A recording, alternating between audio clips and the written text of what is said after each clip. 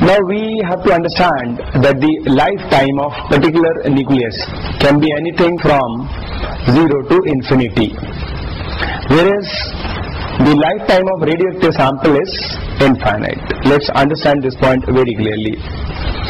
Now just now we have seen the graphical variation, and that we find that the population of radioactive nuclei touches time axis at infinity. Theoretically speaking, it means it will take infinite time for any radioactive sample to decay completely.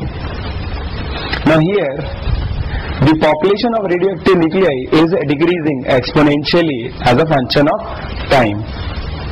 And we have already seen that population of radioactive substance is an exponential function of time.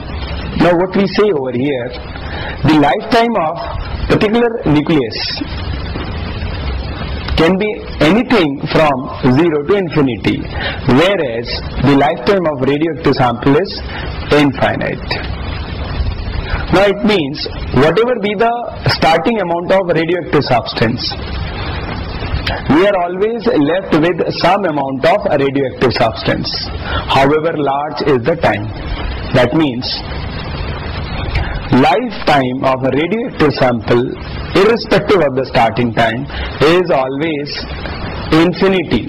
That means however large is the time interval, we will be always left with some radioactive substance. Now when we talk about any particular nucleus, that is lifetime of a particular nucleus, so it can be anything from 0 to infinity. As we said in the beginning, radioactivity is a random process.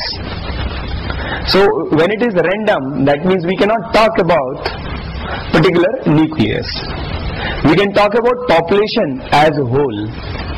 Any particular nucleus may be the first nuclei to undergo decay, or it may be the last nuclei to undergo decay. So that's very important.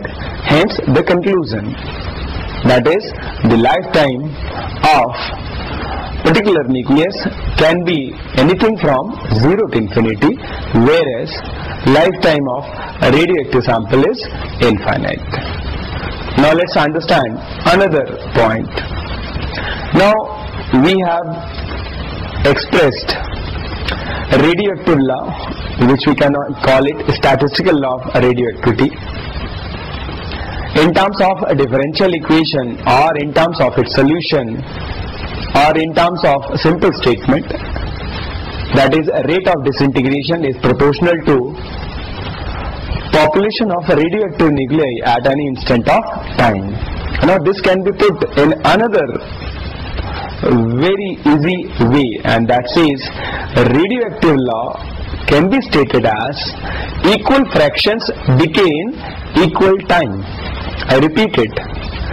Now this is how we have reframed the law of radioactivity, and that says equal fractions decay in equal time. This is very important. I repeat, students, we can put law of disintegration for radioactivity in simple words, which states that equal fractions decay in equal time.